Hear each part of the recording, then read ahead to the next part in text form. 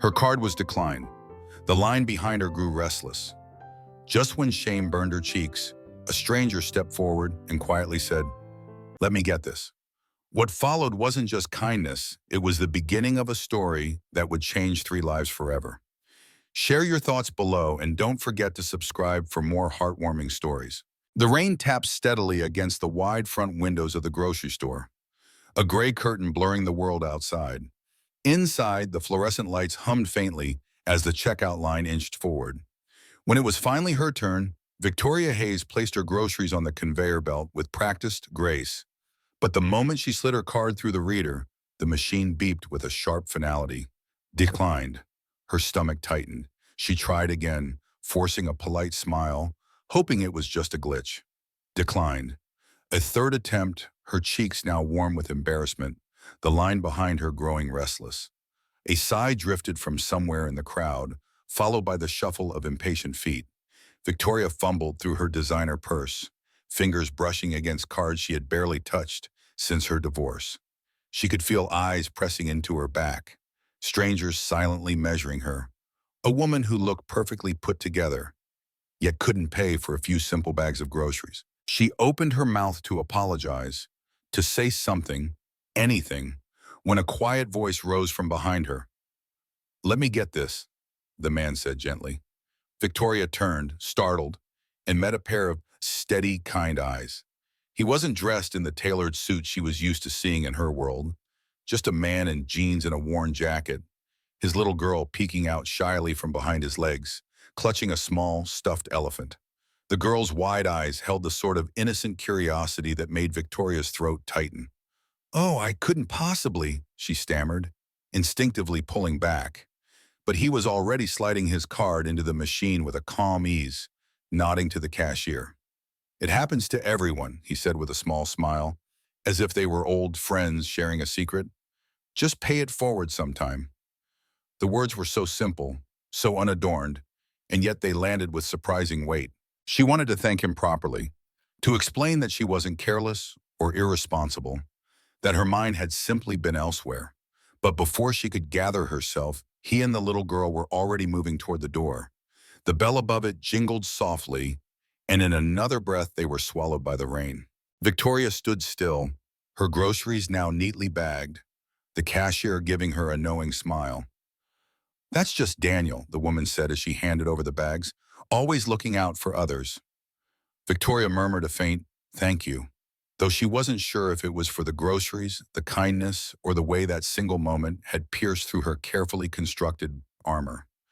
Outside, the rain poured harder, washing the sidewalks clean, but she remained rooted for a beat longer, hearing his voice echo in her mind, "Pay it forward." It was such a small gesture, yet something about it lingered. She didn't know his story or why he had stepped in so quickly without hesitation. But she knew one thing with quiet certainty. This wouldn't be the last time she thought about Daniel Carter and the gentle way he had appeared, then vanished, on a rainy Portland evening. The rain followed him home that night, drumming softly against the windows of a modest second-floor apartment on the east side of Portland. Inside, the space was quiet, warm in its own charm, though small and a little worn. The plumbing rattled when the heat kicked on. The kitchen cabinets creaked when opened. But for Daniel Carter, it was home. It was steady, and steady was what his daughter needed most. 7-year-old Emma padded sleepily into the kitchen, still holding the stuffed elephant she had carried since the funeral. Her hair was tangled from dreams, her eyes heavy yet bright as she looked at him. "Morning, Daddy," she whispered, though it was barely sunrise. Daniel's entire face softened at the sound. "Morning, sunshine. Pancakes today?" She nodded eagerly, sliding into her chair, the elephant perched beside her like an old friend as he whisked the batter. Daniel let his eyes drift for a moment toward the silver frame propped on the counter. Sarah's smile beamed back at him from that photo, forever 32, forever frozen in the spring before the diagnosis. 3 years gone, and still, some mornings, his hand reached instinctively across the bed, expecting to find her there. He breathed in slowly, steadying himself before flipping the pancakes and setting them on Emma's plate, cut diagonally just the way she liked. The refrigerator behind him told another story, covered in colorful drawings. Rainbows, stick figure families, a cat that looked more like a cloud with legs. It was a gallery of Emma's childhood. Above those pictures sat a row of neatly stacked architecture magazines, a small indulgence from a life he had left behind. Once upon a time, he had stayed up all night drafting blueprints for gleaming towers and innovative community spaces. He had been part of the Horizon Plaza team, a project praised across the country for its sustainable design. Back then, his name had begun to mean something in the world of architecture. But when Sarah got sick, deadlines and accolades no longer mattered. His firm had been supportive at first, remote work, flexible leave, but caring for her became all-consuming. And when she was gone, Emma needed more than a father with his head buried in drawings. She needed someone present, so he made a clean break. The job at Parkside Market wasn't glamorous, but it was reliable, predictable, and close to Emma's school. Managing shifts, balancing inventory, solving small crises. It wasn't designing skylines, but it gave him mornings like this. It gave him the gift of walking Emma to class, of reading bedtime stories without rushing through them, of simply being there. As Emma chattered between bites of pancake about career day at school, Daniel listened, nodding, laughing when she smeared syrup across her cheek. Mrs. Watson was going to come talk about being a nurse, she said, swinging her legs.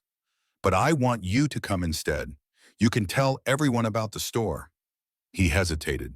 Thursday was usually his busiest shift, but he caught the sparkle in her eyes, the hope there, and quietly decided he would swap shifts for her. When she skipped off to brush her teeth, Daniel picked up one of the old magazines and thumbed through the glossy pages. Images of glass towers in bold urban landscapes stared back at him. A pang stirred in his chest. Architecture had been his dream, the blueprint of the life he once imagined. But Emma was his life now, the one structure he refused to let crumble. Some sacrifices felt less like loss and more like love. As he rinsed the dishes and packed her lunch, the memory of the woman from the grocery store flickered briefly in his mind. The way she had flushed with embarrassment, the way her composure cracked before she could catch it. He hadn't thought much of it then. Helping her was instinct, but as he zipped Emma's backpack and helped her into her jacket, a quiet thought settled in the back of his mind. Sometimes the smallest gestures, like paying for groceries in the rain, had a way of building foundations you couldn't yet see. Across town, while Daniel buttoned Emma's jacket and tied her shoelaces, another morning was beginning with a very different rhythm. The glass walls of Hayes Innovations towered over Portland's skyline, sharp lines gleaming in the pale light. Inside, Victoria Hayes walked briskly through the lobby, heels striking against the marble floor, employees parting quietly as she passed. To most, she was the embodiment of success, a 36-year-old CEO who had built her company into one of the most respected names in the architectural technology. To Victoria, it felt more like walking through a shell. Her corner office stretched wide, its floor-to-ceiling windows offering a sweeping view of the city. Once, that view had filled her with fire, a sense of wonder at what was possible. Now it only reminded her how far away she felt from the people who actually lived in the buildings her company designed. She set her leather briefcase on the desk, opened her tablet, and skimmed the notes for the board meeting. Numbers, projections, forecasts, profitable, efficient, sterile. The Heartfelt project had been meant to change that. Affordable, sustainable housing for families who needed more than concrete walls, for neighborhoods that deserve spaces to breathe and grow. She had envisioned gardens, study areas, community kitchens, designs that gave back more than they took. But as deadlines stretched and costs crept higher, the board grew restless. To them, Heartfelt was a line item, a risk to be trimmed and polished until it resembled any other development. Victoria's assistant appeared in the doorway. "The board is waiting." She nodded, smoothing the fabric of her blazer, and followed him into the conference room. Around the long table sat men and women in tailored suits, their eyes fixed on spreadsheets rather than blueprints. She presented the latest updates with crisp authority, her voice steady even as she felt that familiar hollowness beneath each polished sentence. When she emphasized the community elements, the gardens, the family spaces, Walter Reed, the oldest and most traditional of the board, leaned forward with a tight smile. Perhaps it's time to scale back, he suggested. Scrap the extras. Focus on the commercial aspects. Our shareholders expect returns, not social experiments. The words struck harder than they should have. Victoria steadied her breath. The community elements are the entire point, she countered, sharper than intended. We're not just building structures. We're creating places where people can actually live. Walter's smile widened, condescending. Noble sentiments, but noble doesn't pay dividends.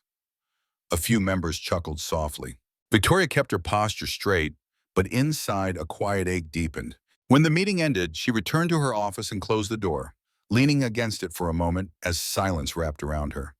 From the top drawer of her desk, she pulled out a small piece of paper, its edges crumpled, colors faded.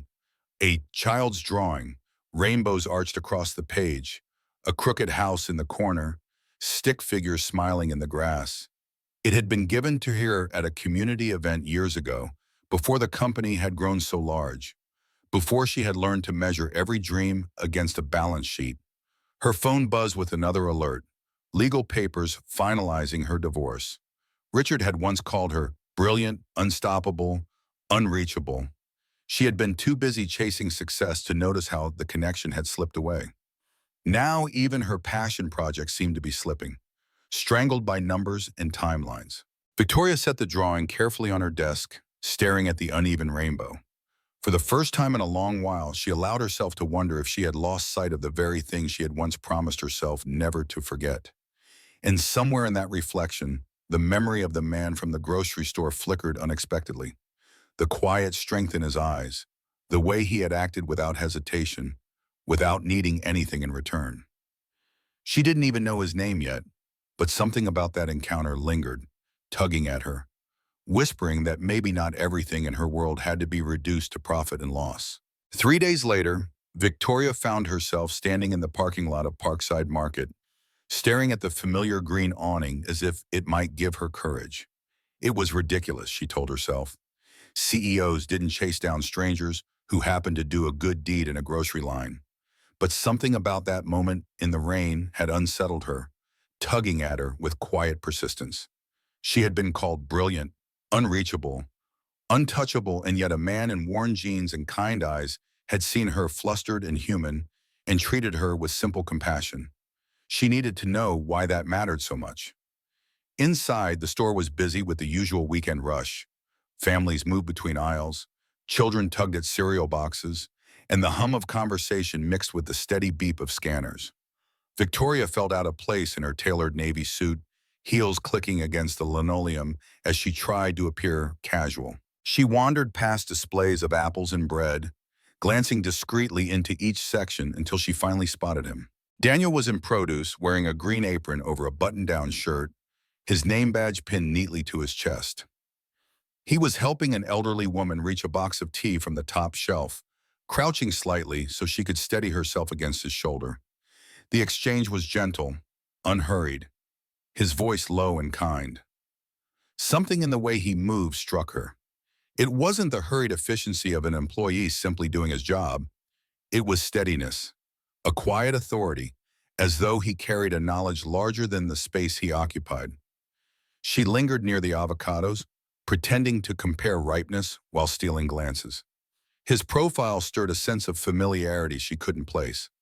When a young employee approached him with a question about the inventory system, Daniel leaned in, patient, explaining step by step with the ease of a teacher. Victoria felt a spark of recognition then, not of his face, but of the way he carried himself. She had seen that kind of clarity before, in architects presenting models of buildings that hadn't yet come to life. Curiosity pulled her closer to the customer service desk. "Excuse me," she said casually to the manager, gesturing toward Daniel, the man in the produce. "He seems very capable." The manager beamed. "Daniel, he's the best we've got. Overqualified, honestly. Used to be an architect with Morgan and Bray before family circumstances changed. Their loss, our gain." Victoria nearly dropped the basket in her hands. Morgan and Bray, her breath caught, memories flashing back to her early years of study, when she had devoured every article on Horizon Plaza, a project that redefined sustainable design. She had used it as a case study, citing its community integration as proof that architecture could serve more than profit. If Daniel Carter had been part of that team, then he wasn't just a kind stranger. He was a talent hidden in plain sight, a man who had once shaped the very project that had inspired her to build Hayes Innovations. As she paid for a token purchase, her mind raced. The Hearthlight project was slipping away, threatened by voices that saw only numbers. But here was someone who knew not only how to design buildings, but how to anchor them in the lives of real people. Perhaps it wasn't a coincidence that their paths had crossed. Perhaps this man was the missing piece she hadn't realized she was searching for. Walking back into the cool Portland air, Victoria tightened her grip on the paper bag in her hands. For the first time in months, an unfamiliar feeling stirred in her chest. Hope. The vacant lot stretched wide beneath the pale Saturday sun, its edges lined with cracked sidewalks and a scattering of weeds that had pushed stubbornly through broken concrete. Once, this space had been dismissed as forgotten ground. Now, with volunteers kneeling in dirt and children laughing as they tugged at tangled roots, it carried the stirrings of something new. Hayes Innovations had purchased the land for the Hearthlight Project's community center, and each month a cleanup day was held to build neighborhood pride. Usually Victoria sent her assistant with branded t-shirts and snacks, but today she came herself, jeans, a simple blouse, hair pulled into a loose ponytail, no title, no boardroom, just another pair of hands. She slipped on gardening gloves and knelt beside a flower bed, pulling weeds with more determination than skill. Dirt smudged her cup, a lock of hair fell against her cheek, and she found herself oddly grateful for the imperfection of it. This was the work that reminded her why she had started. A familiar voice drifted across the lot. "Careful with those seedlings, Emma. They're just babies." Victoria turned, her breath catching. A few yards away, Daniel knelt in the soil, his green apron replaced by a worn gray t-shirt. Beside him, a little girl, Emma, pressed her small hands into the earth, patting the dirt around a tomato plant with quiet pride. Her face was streaked with soil, her smile wan and unrestrained. The sight held Victoria motionless for a moment, as though she had stumbled into a memory she didn't know she needed. She walked closer, hesitant, her gloves still clinging to weeds. "Hello again," she said softly. Daniel looked up, confusion passing across his features before recognition settled in. His smile was small, reserved but warm. "Grocery store lady," he said. "Victoria," she offered, her voice gentler than she intended. "I never properly thanked you." "No thanks necessary," he replied, nodding toward the garden around them. "Didn't expect to see you here." "I work in construction," she said lightly, the half-truth rolling easier than it should. "This project caught my interest." Emma tugged at his sleeve. "Daddy, can I plant the purple flowers now?" "Sure, remember what I showed you," he said, turning back to his daughter with patient encouragement.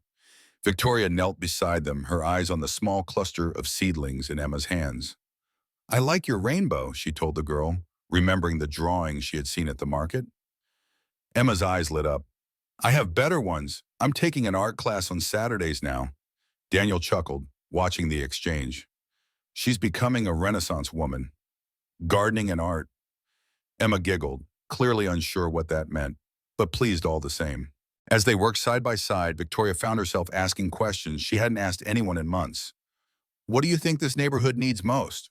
Daniel pressed the soil gently around a new plant, his gaze sweeping the lot. "More than pretty landscaping, families here need real support. A community kitchen for parents working 2 jobs. Laundry rooms so mothers don't spend hours on buses. Study areas for kids who don't have space at home. If this place is going to matter, it has to live with them, not just look nice from the outside." The words settled over her like a quiet revelation. Not buzzwords, not projections, just lived truth spoken with steady conviction.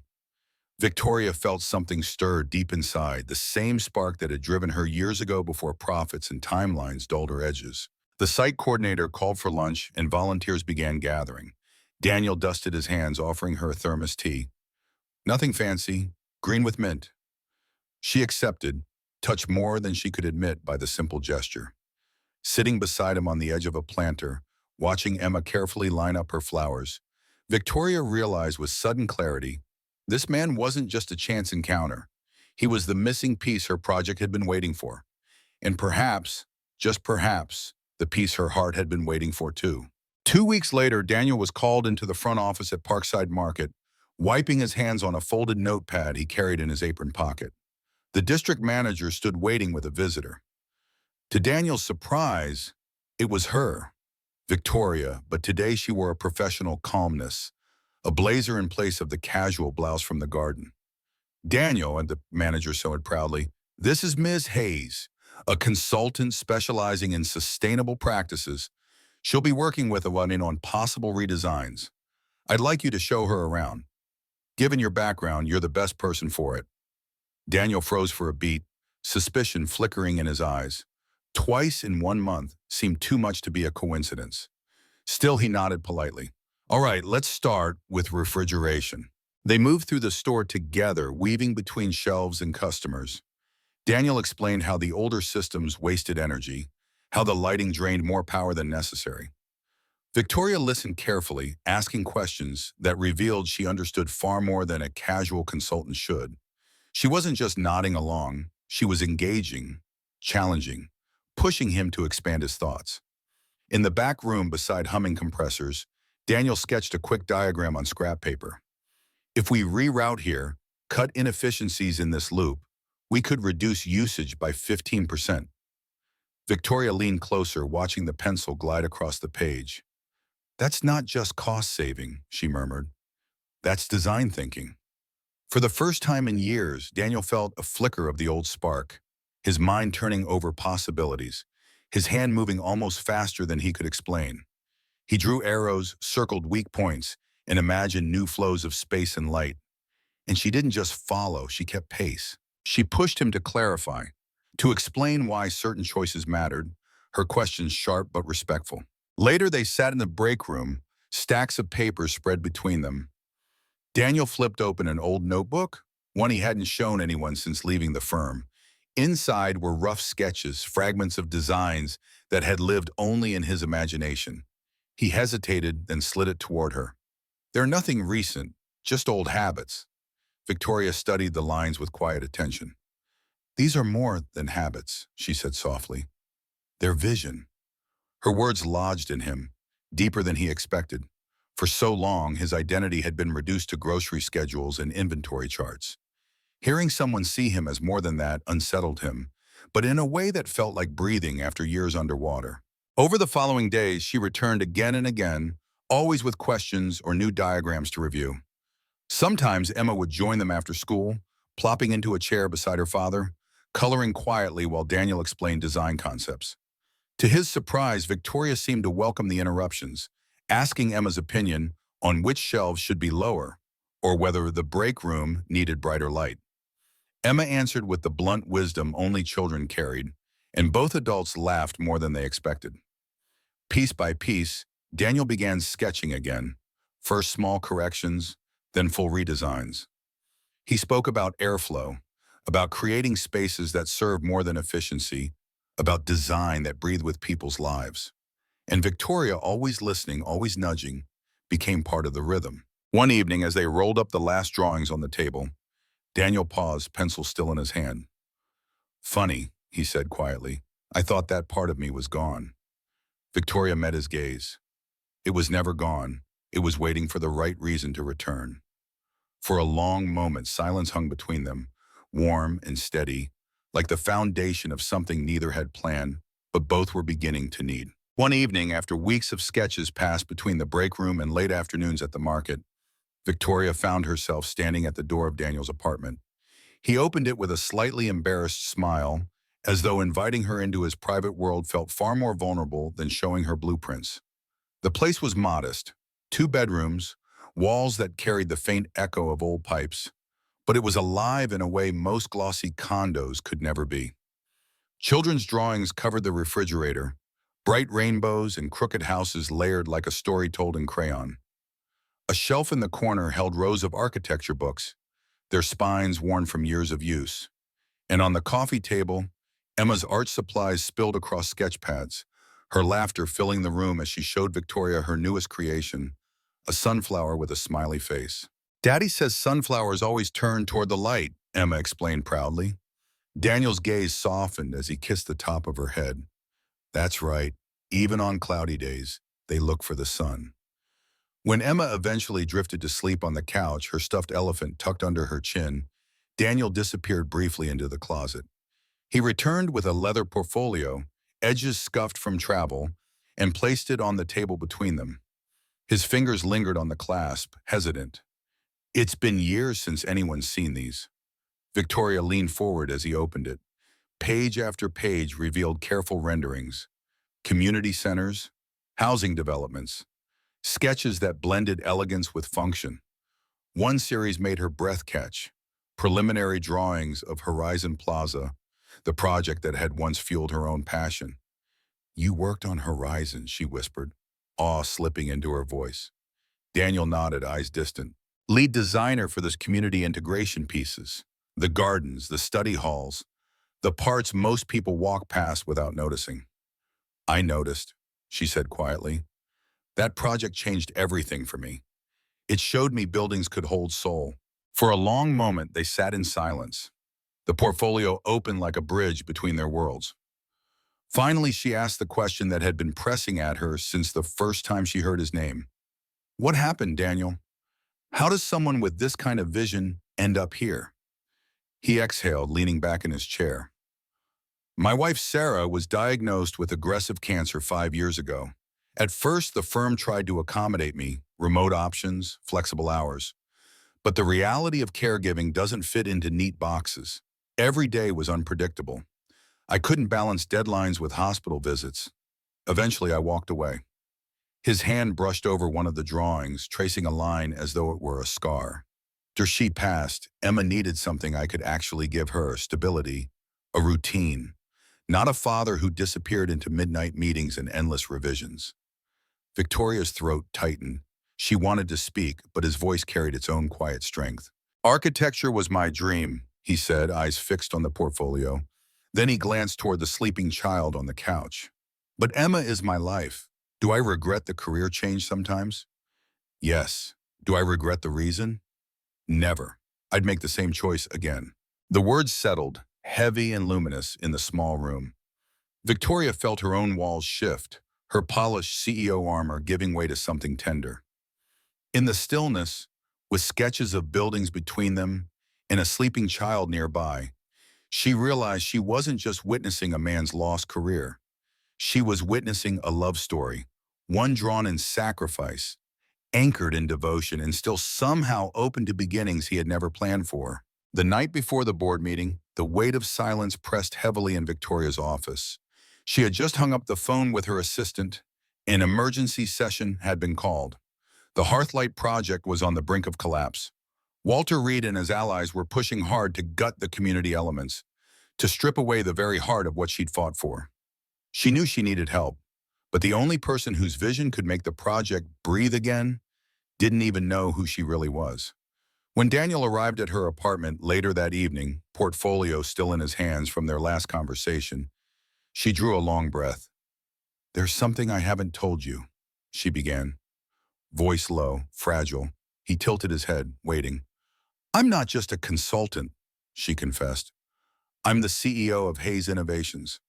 The Heartfelt project is mine, my company's, and tomorrow I need your help to save it. The silence that followed felt like a crack in the earth. Daniel's face hardened, his eyes searching hers as though the ground had shifted beneath him. So, all this time you've been lying to me? I wasn't lying, she said quickly. You let me believe you were some consultant tagging along for notes. Do you have any idea how humiliating that feels?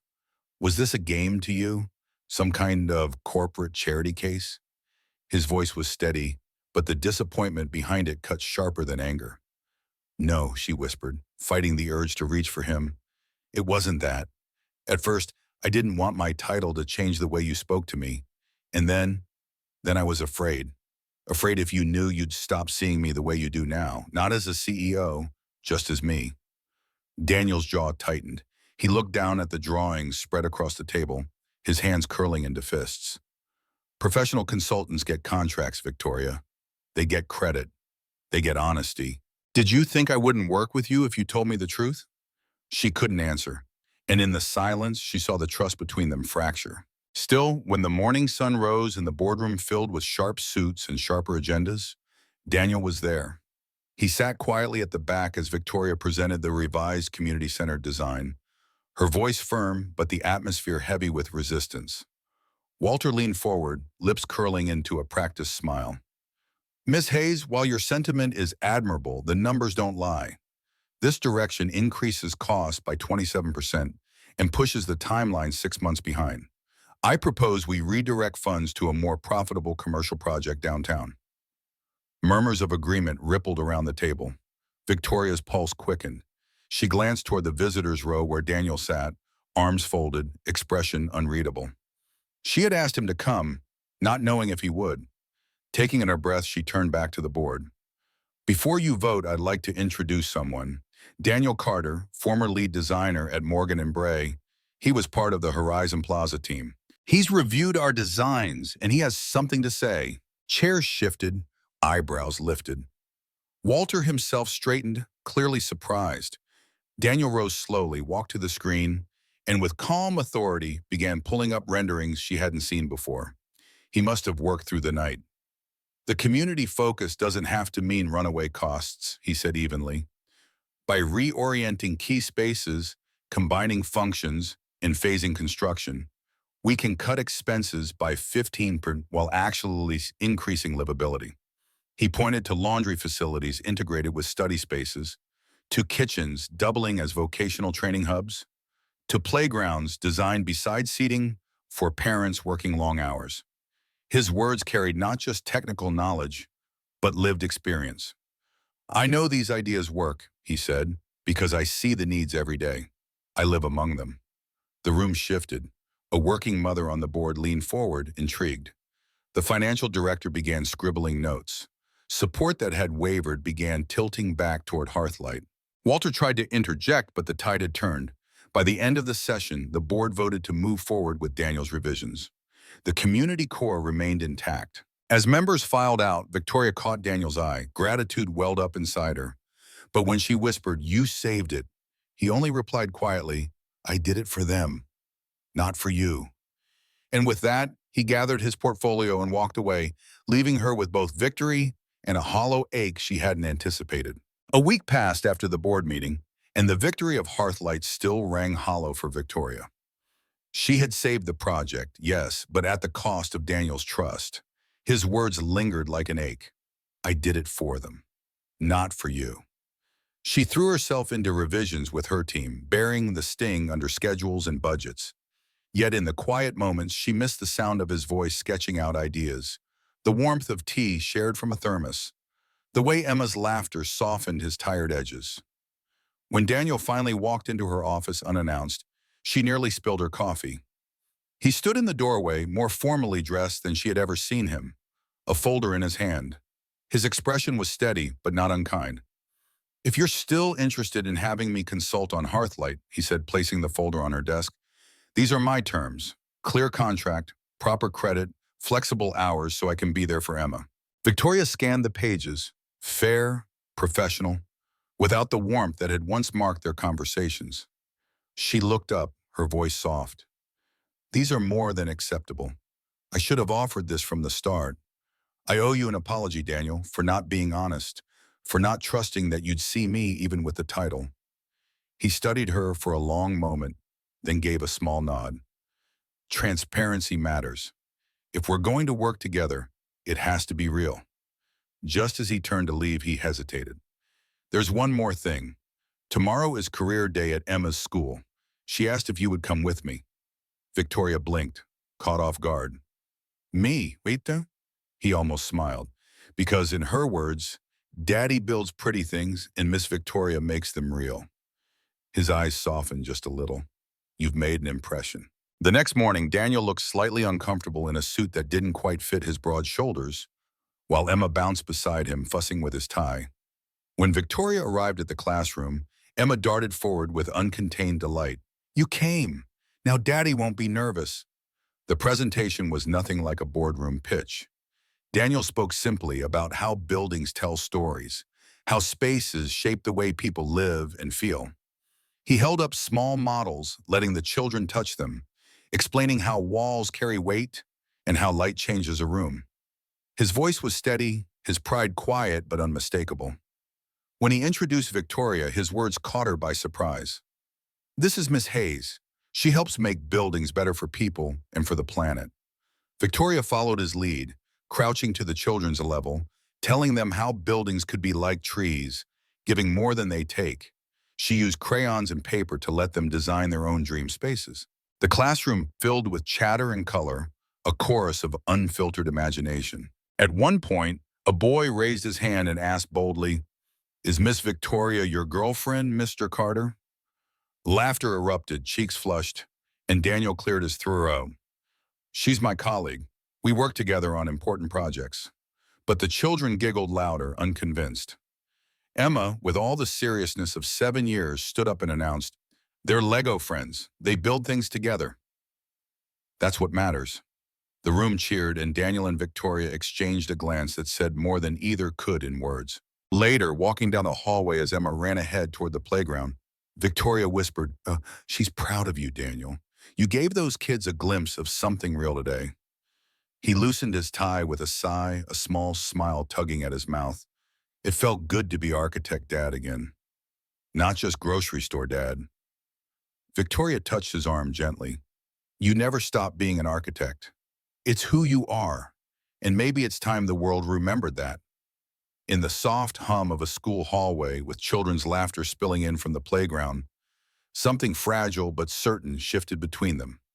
Not a promise, not yet, but a beginning, built not from titles or facades, but from honesty, trust, and the quiet belief that some foundations, once laid, could carry more than they ever imagined. 1 month later, the vacant lot that once seemed forgotten had transformed into something alive. The Heartfelt community garden bloomed with rows of vegetables, splashes of wildflowers, and the hum of neighbors who now came regularly to tend the soil. Children played on the edges, volunteers painted benches, and in the center, Daniel knelt beside a small stone basin, tightening the final piece of a fountain he and Emma had designed together. Victoria stood nearby, holding a bucket of water, while Emma carefully poured it in. The stream trickled, then flowed, the sound soft and steady like a heartbeat. Emma clapped her hands, dirt smudged across her cheeks. "It works, Daddy. Miss Victoria, come look." Daniel straightened, wiping his hands on his jeans, and met Victoria's gaze.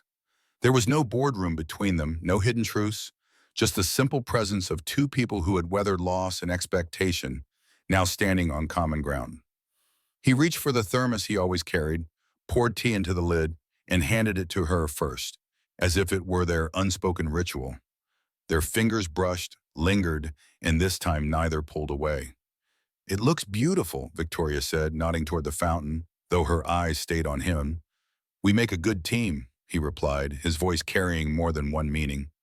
She smiled, quiet but certain. "Yes, we do." For a moment, they stood side by side, the late afternoon sun casting long shadows across the garden. And in that silence, Daniel slipped his hand into hers. It wasn't a dramatic gesture, but it was deliberate, steady, the kind of choice that spoke louder than words. "Daddy, Miss Victoria!" Emma's voice rang out, bright and insistent. She was waving at them from a bench where another volunteer held up a camera. "Come take a family picture with me, please." Daniel chuckled, a sound full of warmth, and glanced at Victoria. "She doesn't ask small things, does she?" Victoria's throat tightened, but her smile grew. "Some things are worth saying yes to." They walked hand in hand to where Emma was waiting, her little arms already stretching wide to pull them close. The three of them sat together by the fountain, Emma squeezed between them, beaming as the camera clicked. It was nothing grand, no stage portrait or corporate announcement, just a girl, her father, and the woman who had quietly stepped into both of their lives. As they rose, Emma tugged at their joined hands. "Now it's official," she declared with a seriousness only a child could carry. "We're a team." Daniel bent down, pressing a kiss to the top of her head. Victoria leaned in too, her heart catching at how natural it felt. How right. From a rainy evening in a grocery store to the sunlit garden, The path between them had been anything but simple. And yet, like the fountain now bubbling steadily behind them, what they had built felt lasting. No contracts, no speeches, just the quiet truth that somewhere between kindness and courage, between broken dreams and second chances, a family had begun. The foundations, Daniel thought, had taken time to set. But like any strong structure, that was what made them endure. And as Emma's laughter echoed through the garden, he knew with certainty they weren't just building Hearthlight, they were building home. In a rain-soaked Portland grocery store, Victoria Hayes, a polished CEO, stood humiliated as her card was declined, the weight of strangers' stares pressing against her. Yet, in that vulnerable moment, Daniel Carter, a single dad with a modest life and a heart shaped by loss, stepped forward with his daughter Emma to pay for her groceries. His quiet act of kindness, untainted by expectation, wasn't just a transaction. It was a lifeline that it pierced Victoria's guarded world. Their paths crossed again in a community garden, where Daniel's vision for spaces that nurture lives reignited her fading passion for her Hearthlight project. Through Emma's crayon-drawn dreams and Daniel's steady presence, Victoria learned that true connection transcends titles and wealth. The story teaches us a profound lesson. The smallest acts of compassion can build enduring foundations. In a world quick to judge, Daniel's choice to see Victoria's humanity over her status reminds us that kindness is a bridge across divides of wealth, grief, or isolation. It's not about grand gestures, but about showing up, as Daniel did for Victoria, or as Victoria did for Emma's dreams, proving that vulnerability and trust can transform lives. Their journey from a rainy checkout line to a sunlit garden, hand in hand with Emma, shows that love and family can bloom from broken moments when we choose to see and be seen. If this story stirred your heart, share your thoughts in the comments. Has a stranger's kindness ever changed your day or your life? Tell us where you're watching from and if you believe in second chances. For more stories of courage, connection, and hope, hit subscribe now. Your support keeps these heartfelt tales alive, one moment of kindness at a time.